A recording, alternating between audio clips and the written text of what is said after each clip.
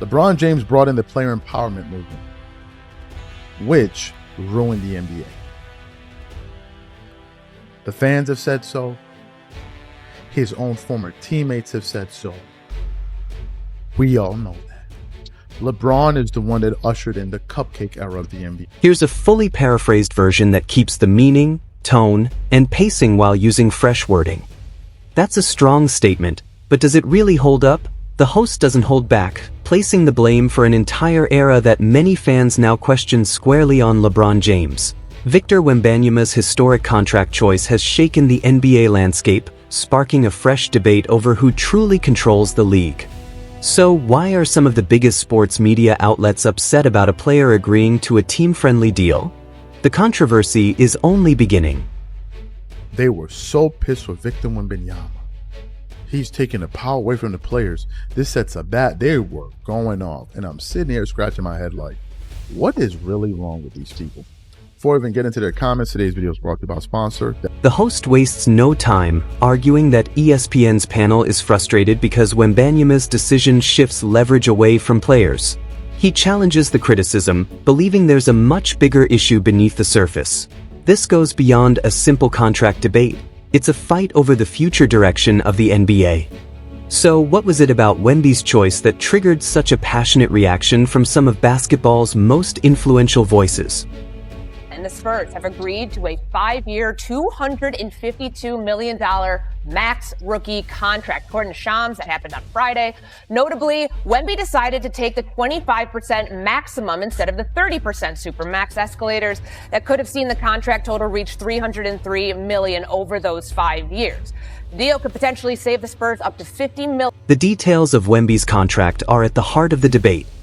He willingly passed on as much as $50 million to give the Spurs greater financial flexibility.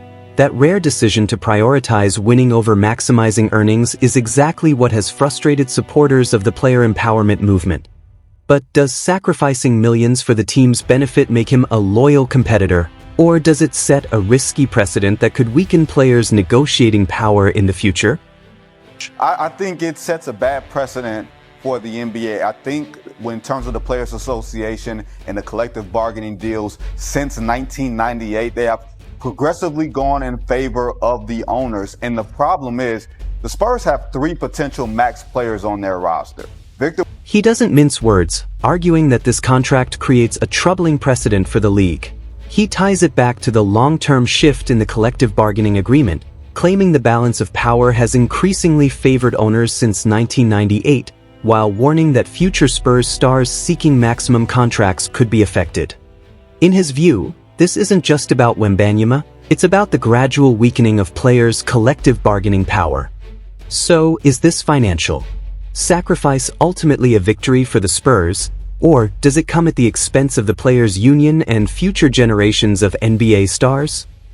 And you're watching these players, like they have a very finite period of time to maximize their earnings potential. I know Victor Wembanyama is an alien and everything else. He's going to get every dollar that's owed to him, but I don't know if I want to applaud this, because I'll tell you this, when's the last time we asked an owner to sacrifice some money or whatever it is, or ownership groups to sacrifice money for the sake of winning? The fact that you're putting players in a spot where... Goodwill makes a compelling case against celebrating Wemby's decision, arguing that it exposes a clear double standard. Team owners are rarely expected to make similar financial sacrifices. Players have only a limited number of years to earn as much as they can, while owners don't face the same time constraints. That perspective highlights one of the NBA's biggest underlying conflicts and raises an important question. Why is the responsibility for creating financial flexibility almost always placed on the players instead of the billionaire owners? Get your money first and max out, and then worry about the other stuff later. And for the first time, we're starting this show off, and I'm agreeing with my boy Vince, because he's absolutely right. Victor Wembanyama is arguably the most valuable player in the NBA. Kendrick Perkins, speaking from his experience as a former NBA player, delivers a clear message: secure your money first. He believes a talent as rare as Wembanyama deserves every dollar he can earn, not a discounted deal. His stance reflects the mindset long embraced by the players' union, where maximizing individual value comes before everything else. But in today's NBA, where championship teams often rely on stars making sacrifices, does that philosophy still apply in every situation? Or on the owners. The whole family ain't hurting for money. And who own the San Antonio Spurs? Let them figure it out. I applaud Victor, and I understand he wants to win. He's a competitor. He wants to be on top. He wants to win champions. Perkins makes his position clear, insisting that the pressure should be on team owners, not the players. He argues that owners have the financial resources to navigate the salary cap and shouldn't expect athletes to sacrifice their earnings. Although he admires Wembanyama's desire to win, he refuses to support the idea of any player voluntarily giving up money. His viewpoint highlights the long-standing conflict between protecting player salaries and the enormous wealth of NBA ownership groups. So, who should really carry the responsibility of building a championship roster, the players or the owners? Right here, this is Adam Silver's legacy right now.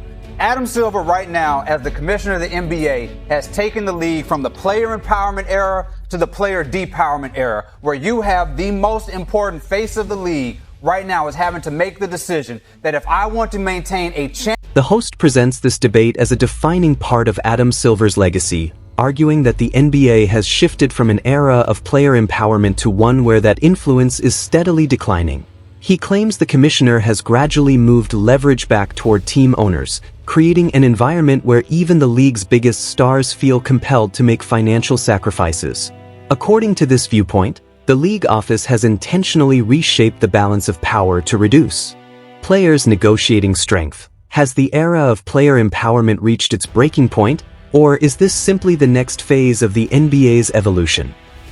for the league, and you think that this Jaylen Brown situation in Boston happens in a vacuum, we're going to see more of this every single offseason. We're going to see more Karl Anthony Towns, Jaylen Brown's teams that are kicking them to the curb. So if a player had decided, I'm going to go to another team in their prime, they're the bad guy. Yeah. But if an owner ahead of time says, we're getting rid of them to save money, oh, they're doing cost-cutting measures. They're doing what... The host points to what he sees as a glaring double standard.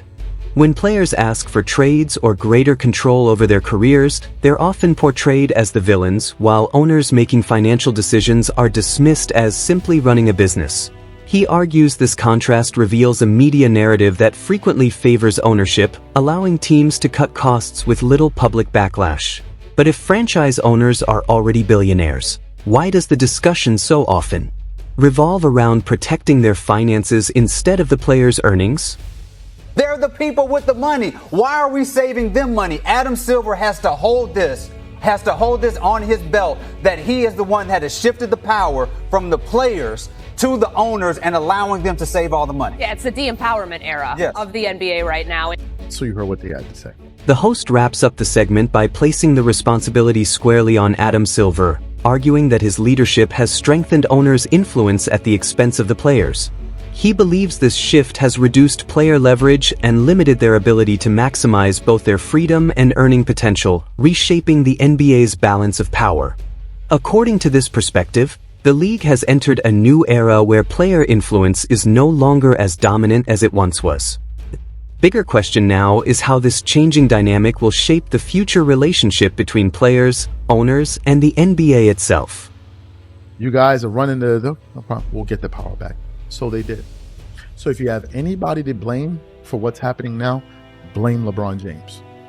Because he's the one that ushered in the player empowerment movement. It no longer became about the fans. It became about your personal brand. The host reinforces his argument by directly attributing the rise of the player empowerment era to LeBron James, claiming the league's priorities shifted away from fans and pure competition toward personal branding and individual influence. He contends that this change helped create what critics call the cupcake era, a period many fans believe weakened the NBA's competitive balance. According to this perspective, LeBron's impact on the league was enormous, but it also brought unintended consequences that changed the spirit of competition. So, did the player empowerment movement ultimately damage the NBA, or did it simply redefine the modern game? All stars and want to compete in the slam dunk.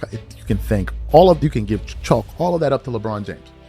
That's why at certain points in the year I was saying Victor is the anti-LeBron until he showed his bad character, some parts of his character in the playoffs that I didn't like.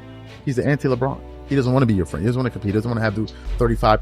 The host draws a sharp contrast between Wembanyama and LeBron, describing Wemby as the anti-LeBron because he believes the young star prioritizes winning over personal branding and off-court relationships.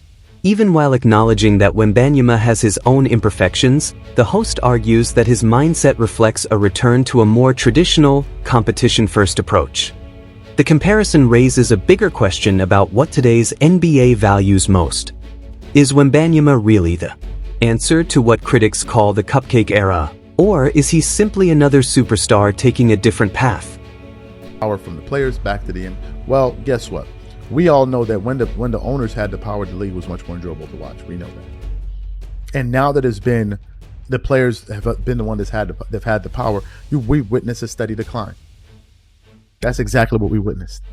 The All-Star game became an afterthought. Load management just ran rampant. The host argues that the NBA was at its best when team owners had greater control, claiming the rise of player empowerment has coincided with a gradual decline in the league's overall product. He points to issues like the diminished importance of the All-Star game and the increase in load management as examples of that trend. According to his viewpoint, giving players too much influence has negatively affected the quality of the game and the fan experience. But does the evidence really support that conclusion, or is the league's evolution driven by a much broader set of factors? Oh, it sets a bad precedent giving money. What do you mean giving money? You know, I really don't understand something. You're telling me that somebody that makes $100 million, forget about $100 million, can't figure out a way to make generational wealth. You don't deserve to have it. If you can't figure out a way to make more money in the future. The host questions the idea that contracts worth hundreds of millions still aren't enough to create generational wealth. He argues that anyone who earns around $100 million and still fails to secure their family's future has only themselves to blame. His blunt stance rejects the sympathy often shown toward players when discussing their financial choices.